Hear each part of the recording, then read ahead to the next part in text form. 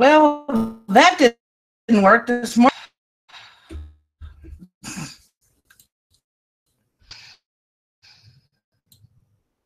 Right? It's totally fine. Yes. Good morning, Panda. And apparently you're the only one here, and unfortunately the waiting room didn't work, so you didn't have anybody to bug you on the 3 minutes that it usually takes for the thing to run, because my computer wants to be a piece of shit this morning. And I ran the sea cleaner, and I did everything I possibly could to optimize it, and it just didn't freaking work. So, let's see. What happened over the weekend? We had Harvey, the hurricane, visiting Texas. First to the Category 3, then the Category 4, to try and drown everybody. Oh, good morning, Thraxy. And, it's still flooding and, doing its damage and stuff like that because people are still trying to recover over there. A bunch of drama happened over the weekend on Twitter and on YouTube, but that's Twitter and YouTube. So, not much of anything, right? What else? There was something that happened. Oh, yes.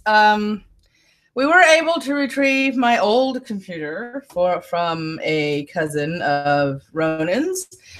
And to give you an idea of how old, we're talking 2005, and we're talking rating system.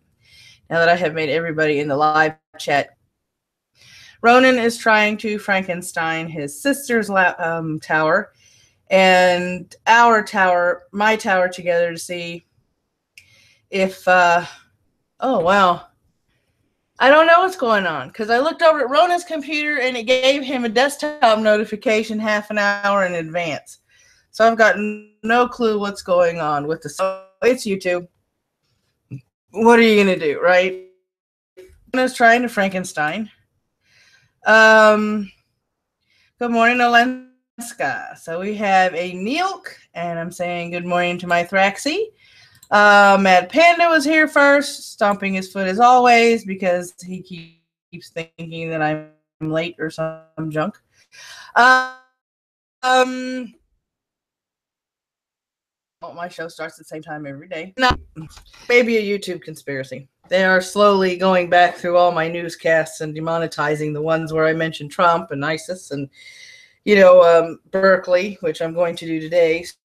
So, the monetization that I turned on probably isn't going to make it all the way through the video. I gives a shit. One way or the other, I'm going to get, some sort of monetization and some sort of support. I'm not worried. Let me see if we have Nightbot on strike or if he actually wants to work this morning. All right. Nightbot is not on strike, so hopefully we'll start getting that stuff going in there. Good morning, Callie. How you doing? Oh, let's try this again. Cuban stubbornness. We need to watch the weather this morning, so let me go ahead and open that for you and hope it.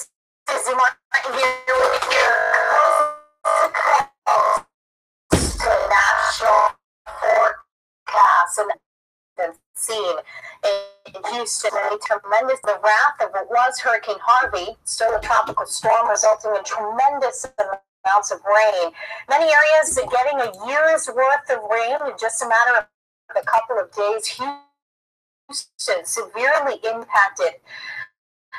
We're talking about lots of folks that are in distress. So, West. I give up. That's the old-fashioned way. Yeah, wow, my computer died. Yeah, robot.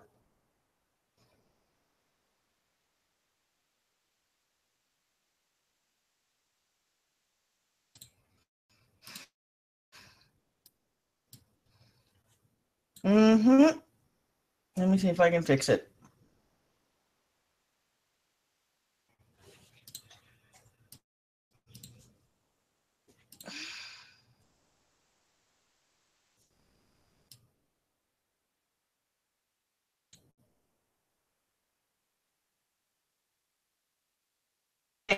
Yeah, I know. I want it to.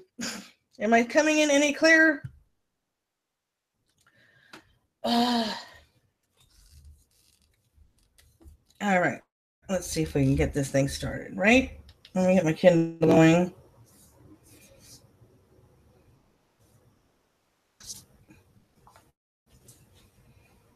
Let me get my Evernote open.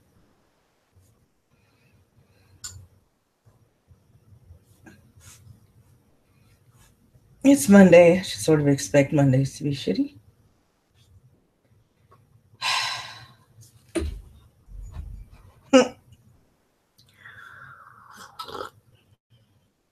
All right. Let's see what we got here. I go to my notes, my notebooks. And yay, even my Evernote is sluggish this morning.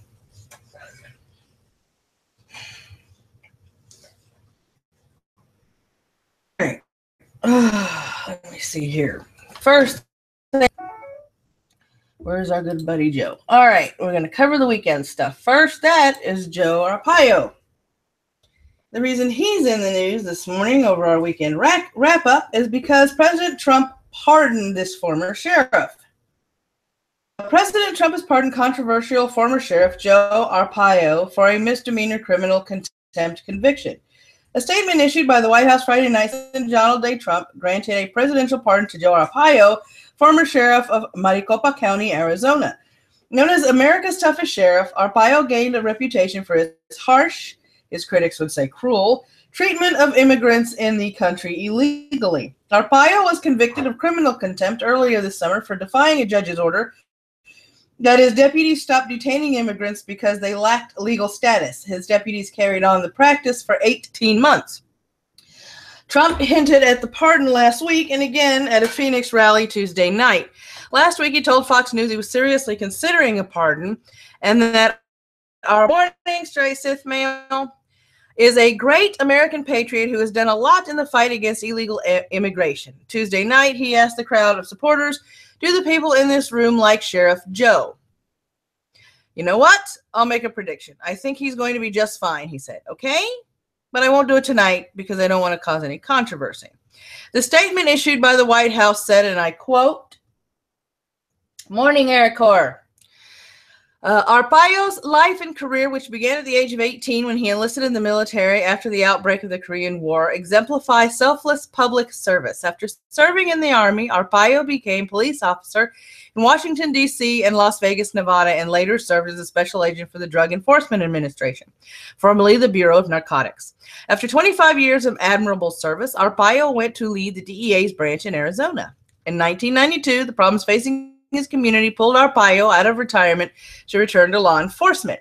He ran and won a campaign to become sheriff of Maricopa County. Throughout his time as sheriff, Arpaio continued his life's work of protecting the public from the scourges of time and illegal immigration. Arpaio is now 85 years old, and after more than 50 years of admirable service to our nation, he is a worthy candidate for a presidential pardon.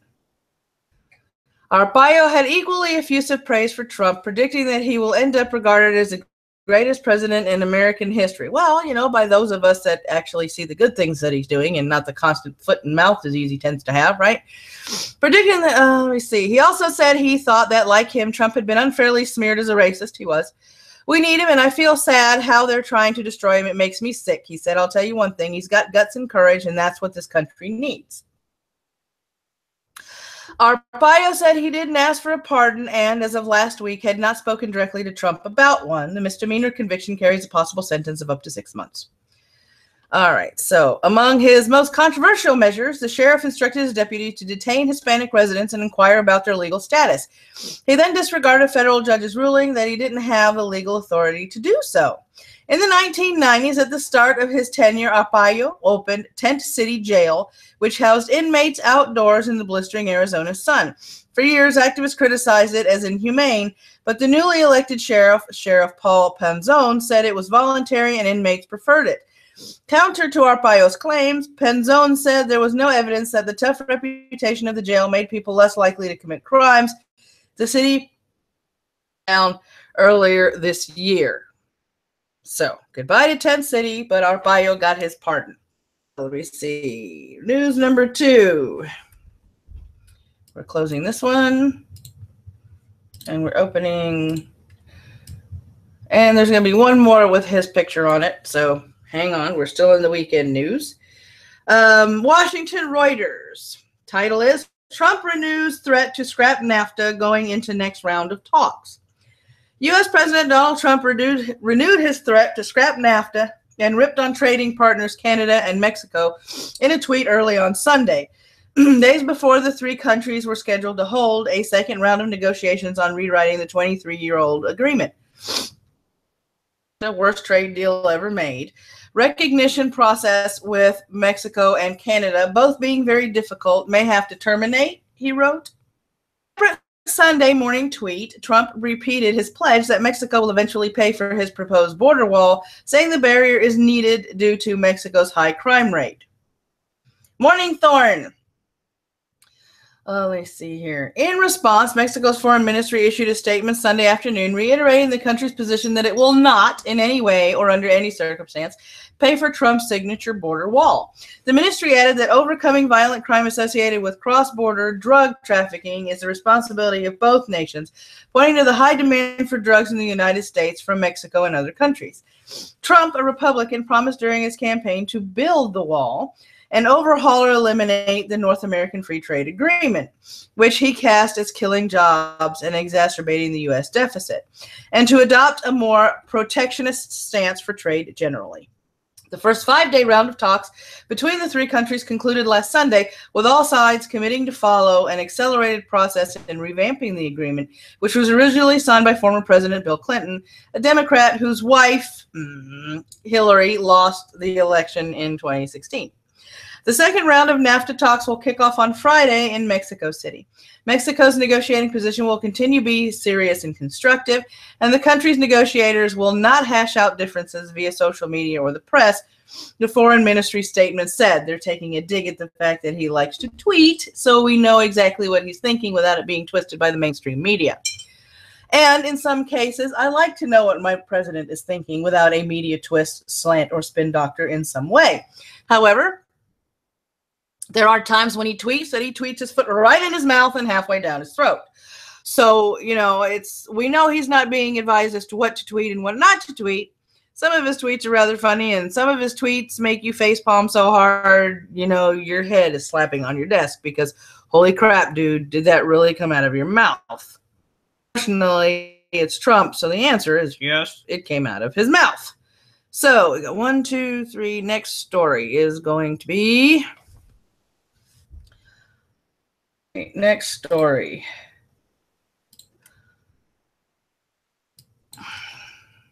Harvey is not done. That is Hurricane Harvey that hit Texas over the weekend. Don't be fooled by Hurricane Harvey's quick 8-hour transition from a Category 4 monster with sustained winds of 130 miles an hour to a Category 1 with 90 winds. Experts say the storm's destruction is probably just beginning. The storm surge, a wall of water pushed inland by the storm, will gradually subside Saturday, but officials are worried about potentially catastrophic rainfall. I know this sounds like I'm in a time warp. I'm just recapping stuff from the weekend. That will continue for days with more than 40 inches in flash flooding possible, even well inland, said Eric Blake, a hurricane specialist at the National Hurricane Center in Miami. Hurricanes almost always lose strength quickly after making landfall and moving away from the warm waters that fuel their winds, Blake said.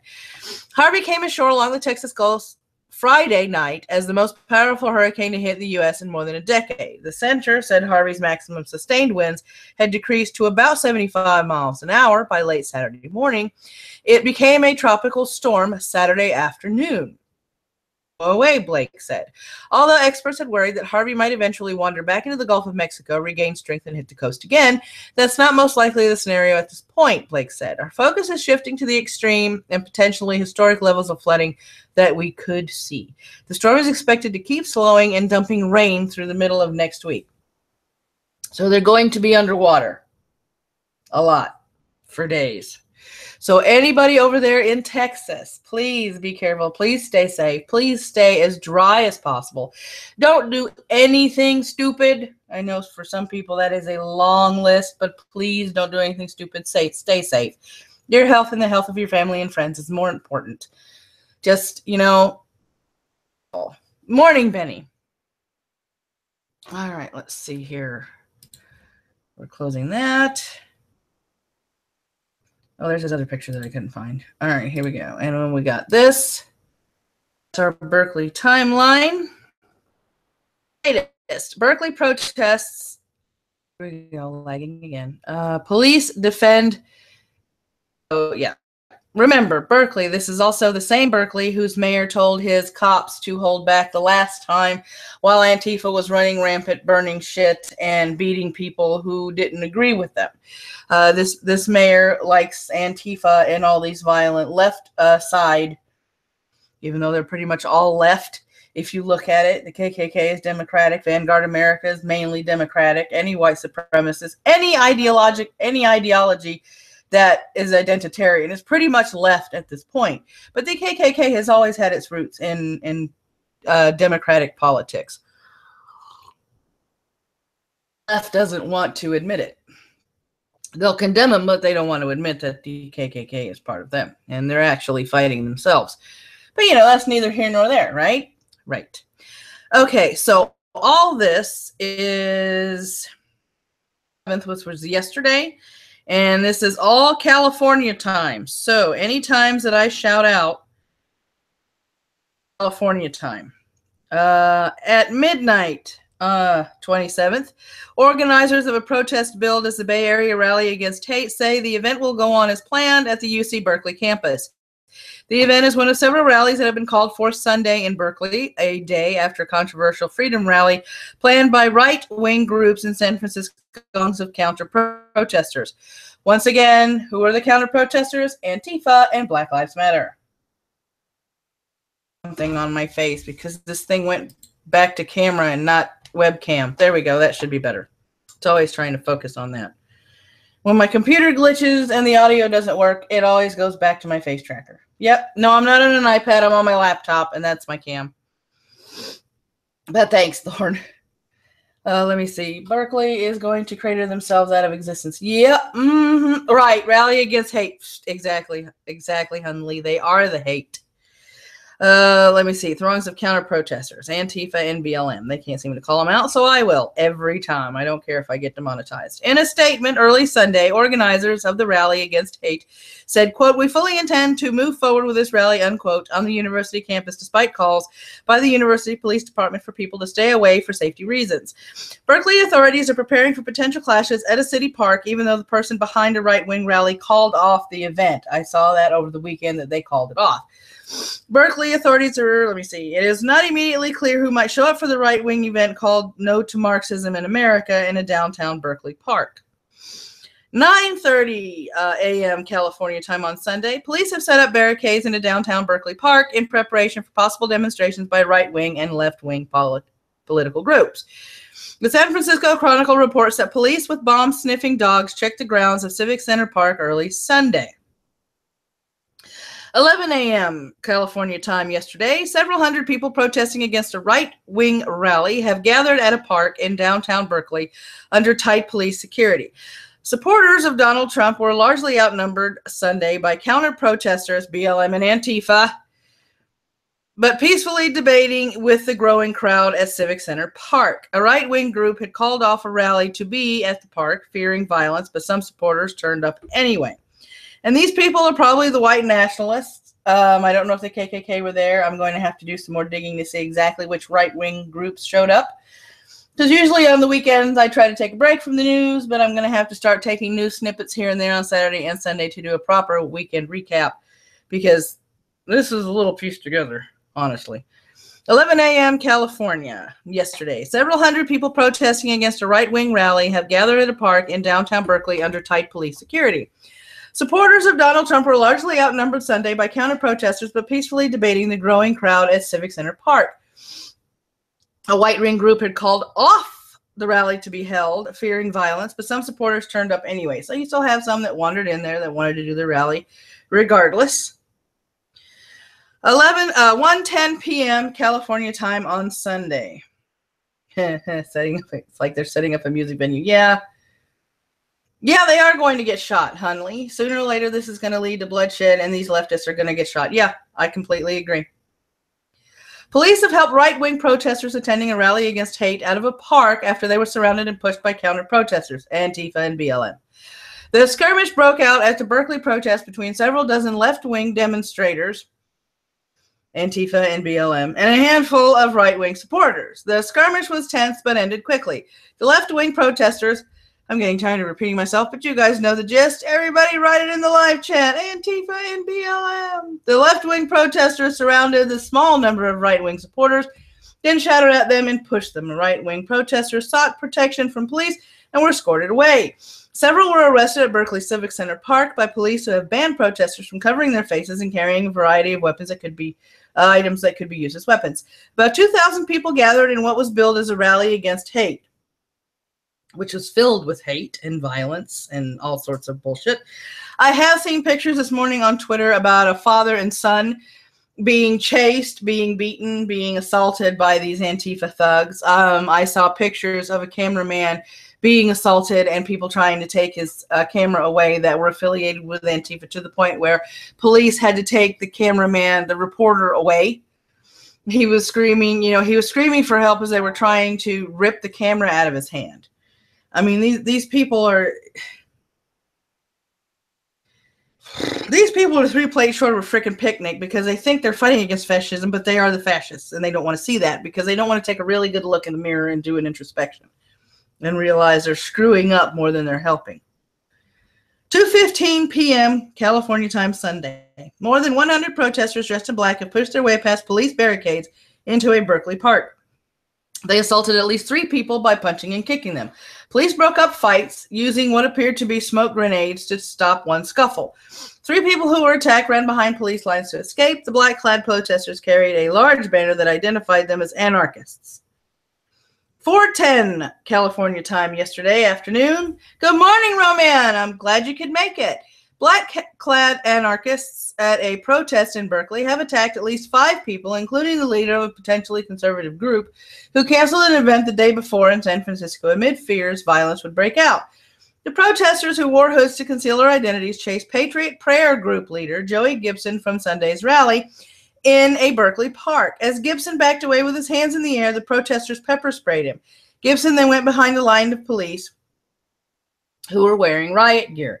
Gibson has denounced racism and says he's launched Patriot Prayer after several supporters of President Donald Trump were beaten at a campaign to stop campaign stop in San Jose, California last year. In other words, he doesn't identify with the left or the right, probably. Good morning, Dark Art. He was just there, to be against the hate and everything that was going on. Because, to me, if you put prayer, like Patriot Prayer, yeah, okay, you're pro-Trump. All right, cool, you're pro-Trump. That is your right. You are not all right. You're not racist. You're just there. And these Antifa people don't give a shit, really. Morning, Doubting Tommy. Glad you could make it. Glad you could make it, Helena of Detroit. It won't be a swing as such. It will just be the centering the people thus far. Been apathetic, standing up and saying enough is enough. Yeah, because enough is enough. This has gotten absolutely ridiculous and out of hand. The last part of the timeline was at 4:45 p.m. California time, Sunday. Protests in Berkeley have ended as crowds dissipated and police defended how they handled security at the rally. Berkeley Police Chief Andrew Greenwood says police made a strategic decision to let a group of more than 100 black-clad anarchists enter the park Sunday once it became clear there would be no dueling. There would not be dueling protests between right and left. He said the potential use of force became very problematic. No shit, it's Antifa. You didn't think they were going to be violent, dummy? Seriously, because thousands of mostly peaceful left-wing protesters were already inside the park.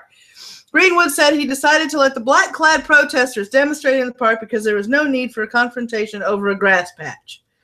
Dumbass. And yeah, apparently I have 2 cents about that, and I am about to do my 2 cents. I am really about to do my 2 cents. You're a police officer, okay? This means you have to keep apprised of the situation that may arise when people that are clad in black show up. Because everybody knows if it is a large group of people or a small group of people and they're all clad in black and they're all together in a fucking gaggle like geese, that's Antifa. And wherever they go, they're going to try and freaking beat the crap out of people. Why are you going to let these people a park where people are trying to have a peaceful rally? Alenska, Berkeley police may as well be rent-a-cops at this point. Useless. Absolutely. Completely useless. Completely freaking useless. They don't do anything. How are you going to let Antifa go into a park where people are having a rally and not do anything? Steampunk Antifa. That sounds kind of funny. Kind of cool, too. Oh, my goodness. You know, it has gotten that ridiculous and that bad over there in Berkeley and in California in general. And these people still refuse to call out Antifa and Black Lives Matter because they're too busy defending these debunkable ideologies and these movements that are based on lies and propaganda.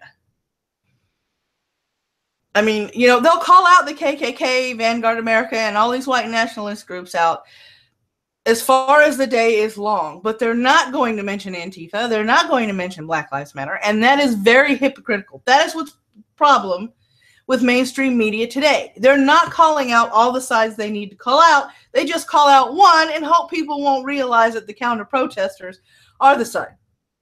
Are the side they don't want to call out. Like we're stupid.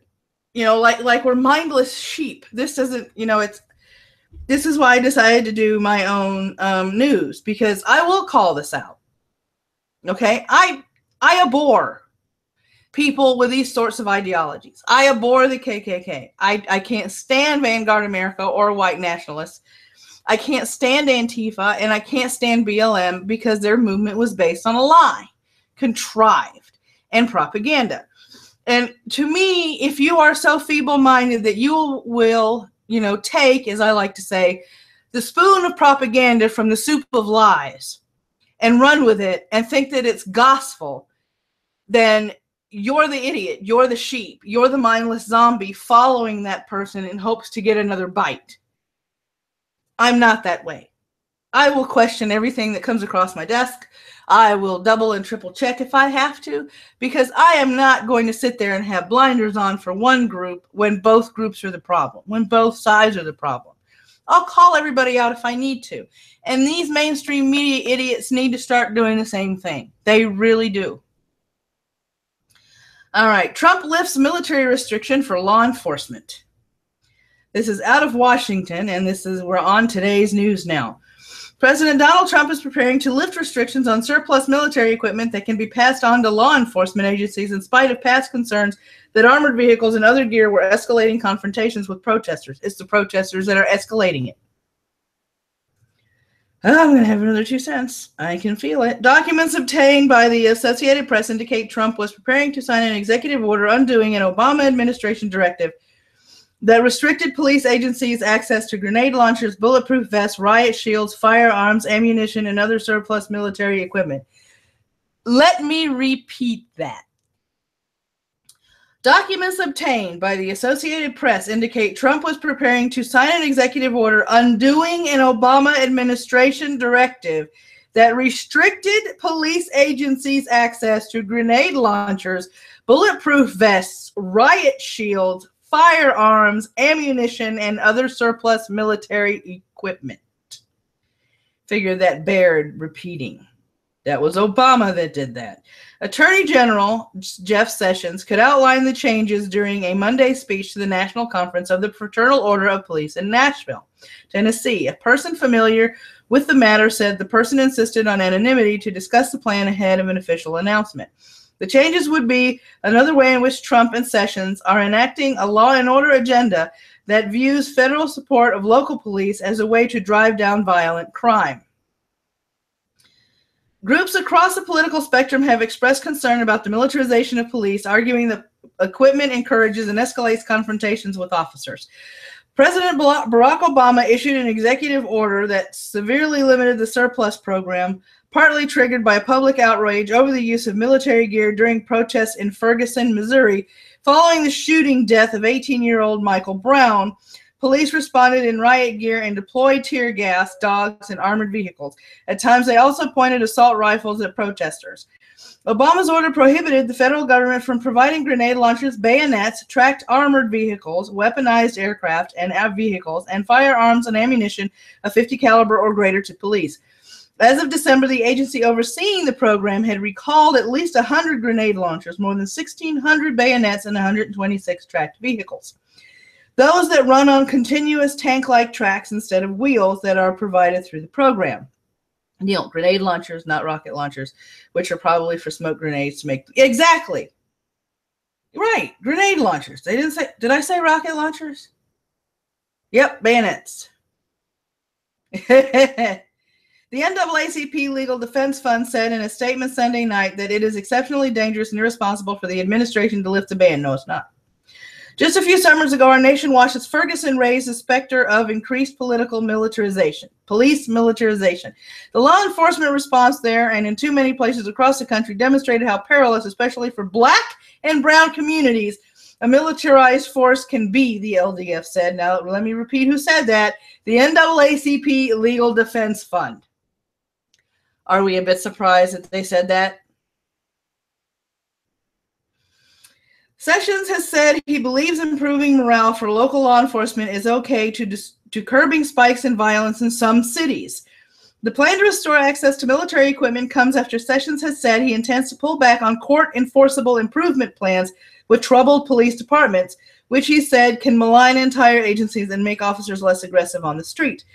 Consent decreases were hallmark of the Obama administration's efforts to overhaul certain law enforcement agencies, sometimes after racially charged encounters like the one in Ferguson. Okay. Yeah, this is where there's another 2 cents. Yep, it's a little mini rant. When it's the rioters and protesters that are causing violence, that are destroying things, that are burning things in the streets, they're the ones escalating the situation. When your local law enforcement does not have the equipment needed in order to quell these riots, in order to discourage these riots and break these riots up, you have a problem. You have the problem of the tail wagging the dog. Police shouldn't be playing. I'm not saying that they're playing soldiers, but you have these Antifa. When I can go to an Army Navy surplus store and buy BDUs, buy a compound bow with arrows, I can buy actual bulletproof equipment, flak jackets, and things of that nature. When I, as a civilian, can do it. But you're keeping bulletproof vests, riot gear, and grenade launchers that can fire tear gas grenades and pepper grenades into a crowd from police who are getting everything and their brother thrown at them. You're putting your police at a severe disadvantage. They're escalating it, Thorne. Yeah, if it has no cannon. The problem is they started it. Antifa and BLM actually escalated it. And there's nothing anybody has ever tried. I mean, the police have tried to de-escalate these situations. Antifa doesn't want to de-escalate. Antifa and BLM live by one phrase that Malcolm X touted during the 1960s, and that is by any means necessary. The problem is that a lot of these riots is the ones that in charge don't care that the riots are going on, and they are the ones that would have to call the National Guard. Exactly. But how long is it going to take before these city officials and state officials wake up and actually call the National Guard? How long? How long are they going to let this shit go on? Because I have a feeling that Antifa is just going to keep escalating shit. Doubting Tommy, I don't like police acting like military, but right now it needs to happen in order to keep peace. Exactly. Because we're not talking about, I mean, it says a lot when you have Vanguard America and Ku Klux Klan showing up, and when the police say it's time to disperse, they're leaving. They're leaving the area. They're leaving, the rally's over. They're walking in their cars. They're going home. They can't tell Antifa, okay, it's time to break it up and go home. Antifa doesn't give a shit about the police. Black Lives Matter doesn't give a shit about the police. They don't respect the authority. Yeah. The problem is that, Thorne, there's too many people sleeping. There's too many people sleeping in these towns that believe the narrative and the propaganda they're being fed in the mainstream media. Okay? And the narrative they're being fed are white nationalists and white supremacists are evil. They shouldn't be allowed to speak. They shouldn't be allowed to express their ideas. They shouldn't be able to be allowed in public. That is the propaganda machine that is running right now. Nazis and white supremacists don't deserve a platform. They don't deserve to speak. We don't need to see them in public. That's the narrative. And too many people are taking in that narrative and running with it and believing it. I mean, seriously, what do you do when the population is believing the propaganda? How do you wake up the population? How? Yeah. I mean, we do need, there are places where the police, okay, Thorne, I know my worry is that if this Antifa shit ends afterwards, there will be no de-escalation on the part of the police. Olenska, it's funny that the group that publicly denounces the police is the one being held to a higher standard than those who don't. I don't like either groups, but my God. Exactly, Olenska, exactly. I mean, do the police need more training? Yes, okay.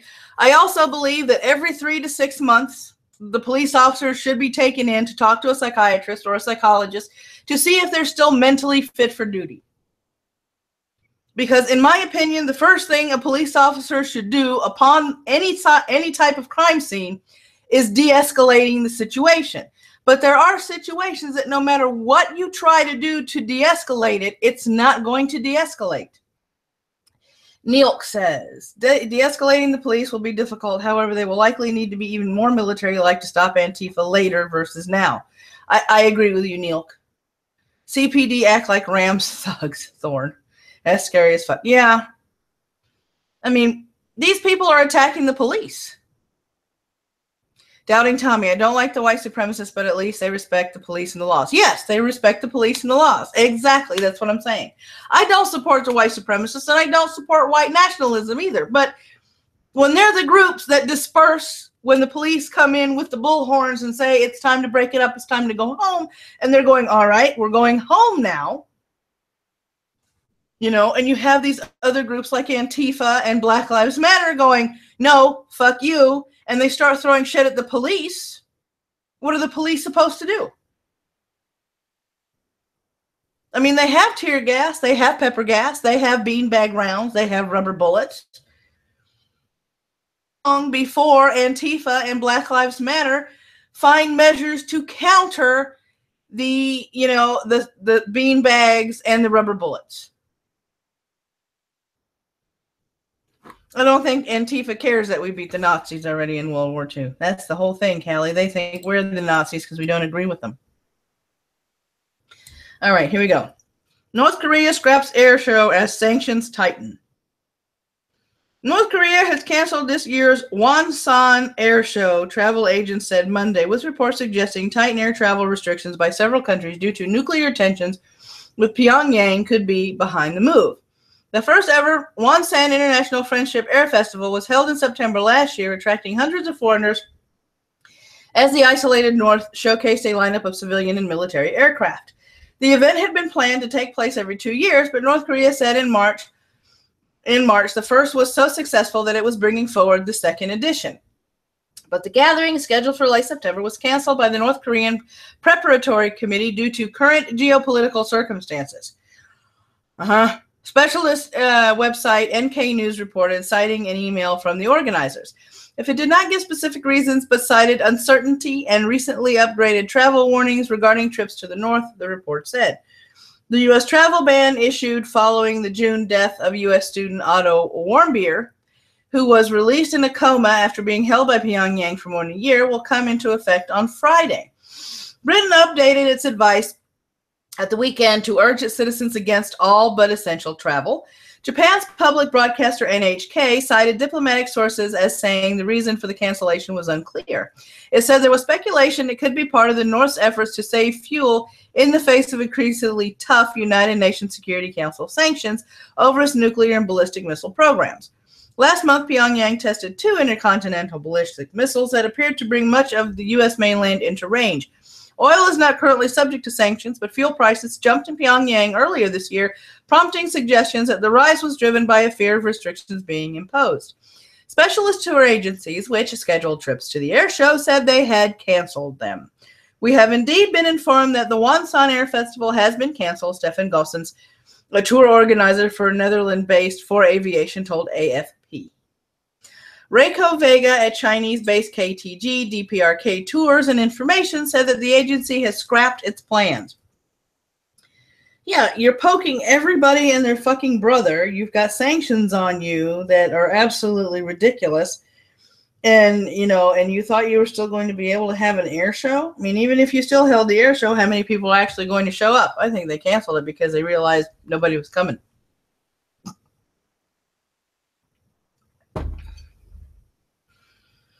You know? Yeah, to them, Callie, anybody that doesn't agree with them is a Nazi. I'm a Nazi because I called them out. It doesn't matter if you're black or white. It doesn't matter what your ethnicity is. If you do not agree with Antifa, if you do not agree with Black Lives Matter, your ass is a Nazi. We're living in scary times. We are living in very, very scary times. Google made a tiny error and it broke half the internet in Japan. I can't make this shit up, y'all. When a company the size of Google, oh, Jesus, come on. Thank you. When the company the size of Google makes a tiny mistake, the outcome would have immense repercussions. And this is precisely what happened in Japan last week. Last Friday, half the internet in the country suddenly shut down after the Big G accidentally botched a border gateway protocol around noon local time. The origin of the blunder was a number of falsely announced peer prefixes sent to Verizon. Excuse me. Shortly after the faulty rerouting request went through, numerous users of internet providers NTT Communications and KDDI Corp were unable to connect to the web or experienced significantly slower surfing speeds. Google has since owned up to its mistake, assuming full responsibility for the blackout. We set wrong information for the network, and as a result, problems occurred. We modified the information to correct one within 8 minutes, a company spokesperson told the Asahi Shimbun. We apologize for causing inconvenience and anxieties. The interruption lasted for several hours until the internet heavyweight eventually managed to resolve the issue. But still, the gaffe was so huge, the country's Internal Affairs and Communications Ministry started an investigation seeking to uncover exactly what caused the outage. According to their findings, Google accidentally became a transit provider for Gistel by announcing peer prefixes to Verizon. Since Verizon would select this path to Gistel, it would have sent traffic for this network towards Google. Not only did this happen for Gistel, but thousands of other networks as well. Yep, they are choosy bastards. Exactly. Let's go. The reason for this malfunction is that the Mountain View Titan offers no transit provider services, which means traffic for third-party networks should never go through its system. And once it did, well, I guess we know what happened.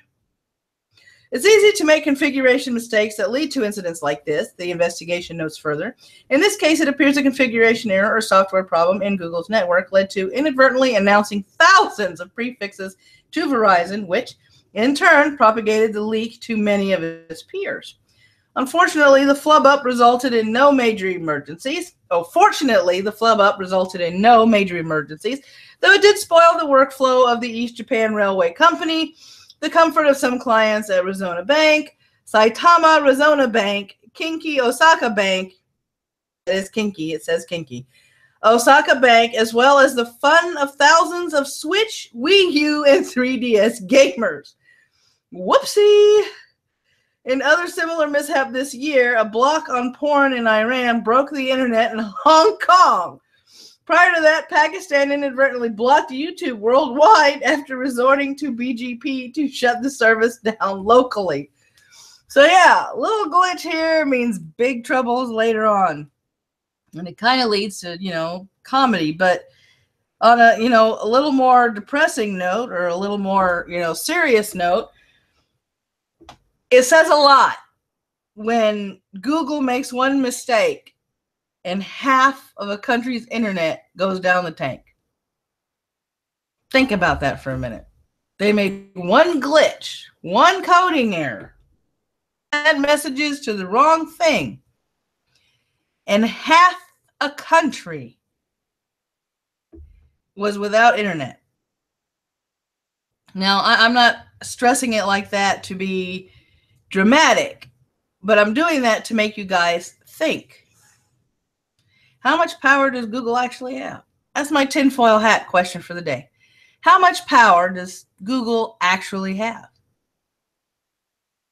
If an updating a system, a couple of lines of miswritten code can shut down the internet for half of an island in Japan, how much power does Google really have? Worth thinking about. That's my tinfoil hat for the day. Let's see what we got going on in BBC News, right? After all, let's see here. All right, catastrophic floods.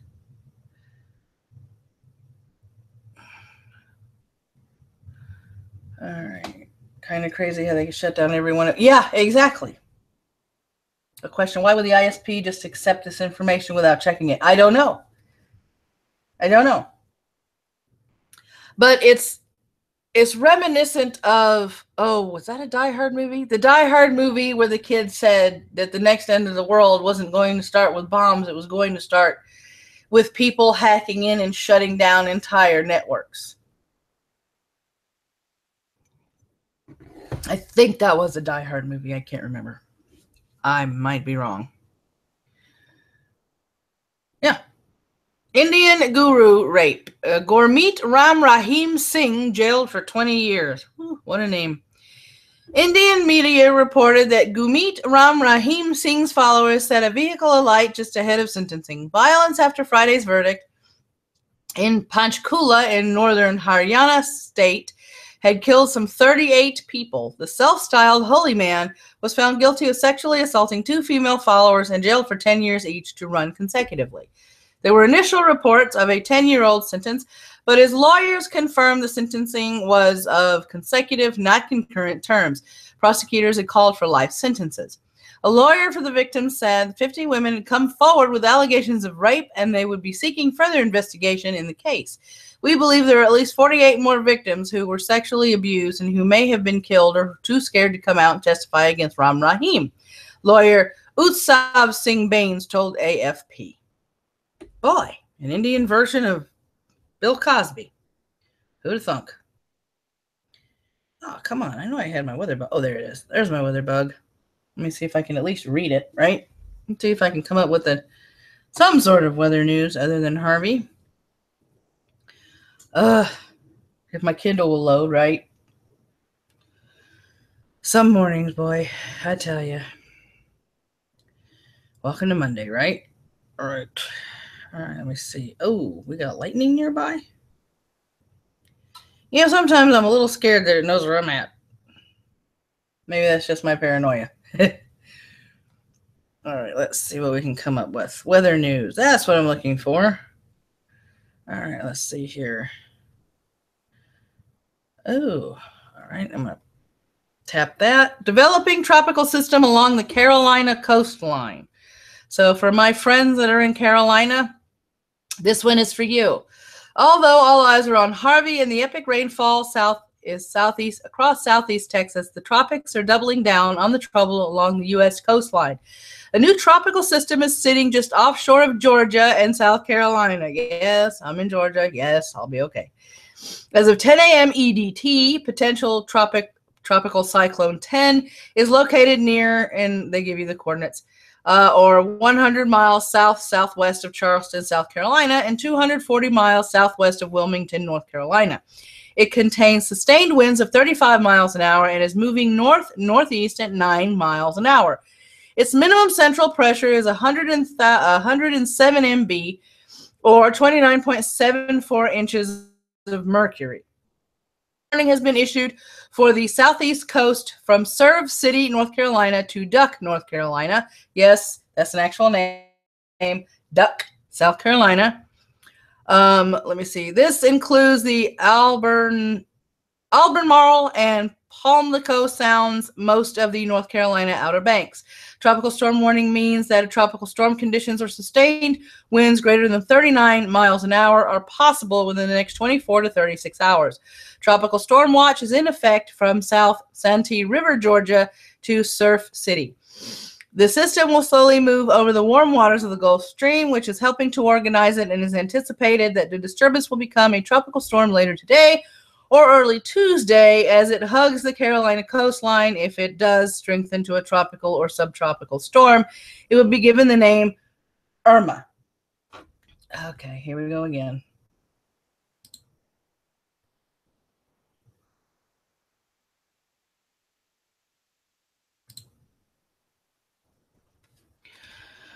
Even if tropical depression or subtropical storm doesn't develop, the system will still dump heavy rain along the Carolina coastline.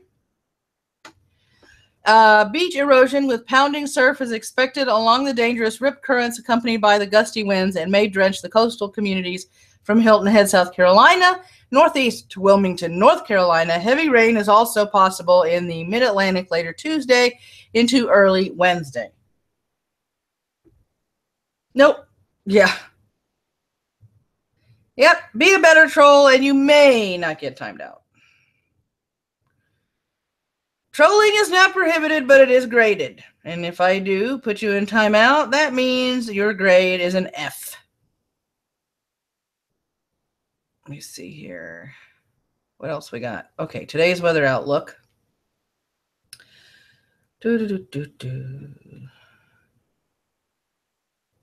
All right, a few scattered showers and thunderstorms are likely across the Mississippi, Ohio, and Tennessee valleys this afternoon thanks to a cold front. Afternoon highs will be in the chilly 60s and possibly lower 70s across the upper Mississippi Valley, but the Tennessee Valley will manage to reach upper 70s to lower 80s. The Ohio and middle Mississippi valleys will be in the 70s. Although the new work week will kick off with plenty of sunshine across the mid-Atlantic and Northwest, temperatures will feel more like autumn than summer. Portions of Northeast and Mid-Atlantic Appalachian spine will fail to break the 70-degree mark, while the rest of the Mid-Atlantic and Northeast reach somewhat warmer below to mid-70s. Meanwhile, scorching hot temperatures will settle into the west. The southwest and interior California will sizzle in the 110s, but the Great Basin, California coast, and Pacific Northwest will reach the low to mid-90s. Quiet, pleasant weather will settle into northern and central plains today. Temperatures will be in the 70s and 80s. Because of the tropical storm that's going in that direction, Dark Art. Yep, because we're going to be getting some rain soon. It's already dark and windy. Where is Zeus? Zeus is lying in my bed being a lazy butt. Let me see if I can move out of the way so you guys can see him. You see him? He's being a lazy butt. Yep, see? He's being a lazy butt. Morning, Former. All right, so let me see what else we got here. Whoops. Come on. All sorts of tech issues this morning. All right, so now that I have to do this and open up my Evernote again for my shout outs. Come on, fucker. I gotta at least do my goddamn shout outs.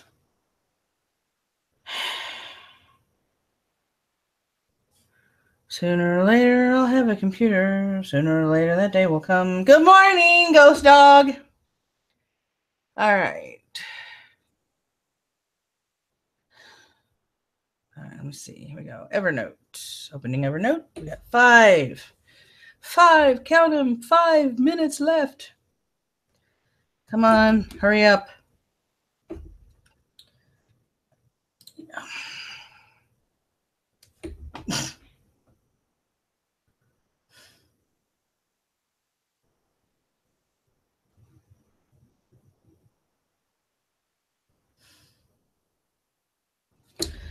Thank you. It's about time. Come on. Come on, load the note.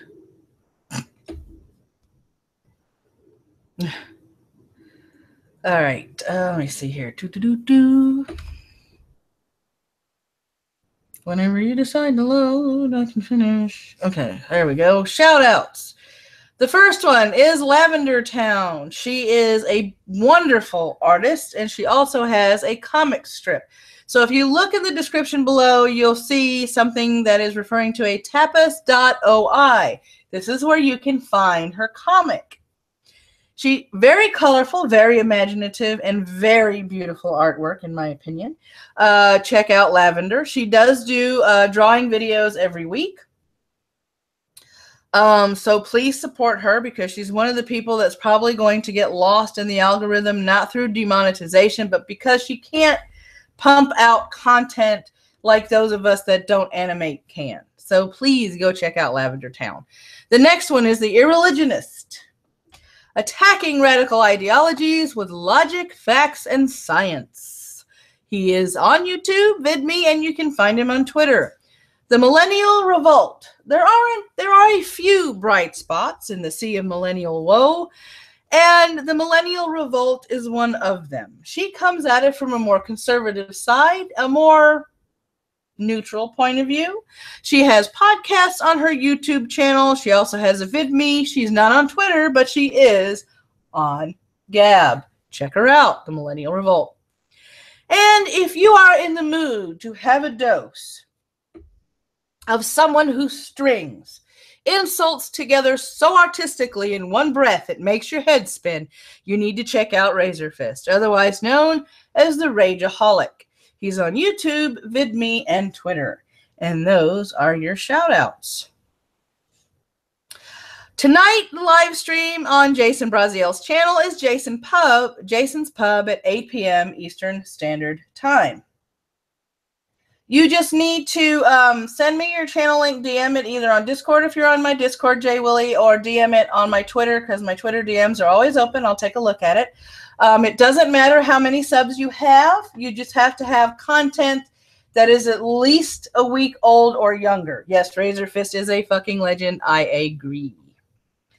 There are several ways to support me and my channel. You can become a patron, or you can become a patron by going to my website and not Patreon and signing up on my website there. I do make handmade jewelry that I market on my website. I also offer my freelance writing and editing services for a price. If you want to negotiate for that, we can talk as well. Thank you, Love Fist. As always, you can always donate by doing the tip jar as it scrolls through the live chat. You can hit the super chat. I am trying to get to at least $100 on the super chat so I can get the money from YouTube, because it's stuck there. Boy, is it stuck there. And as soon as I get that $100, I'm going to turn the super chat off so I don't give them any more of, your hard-earned money.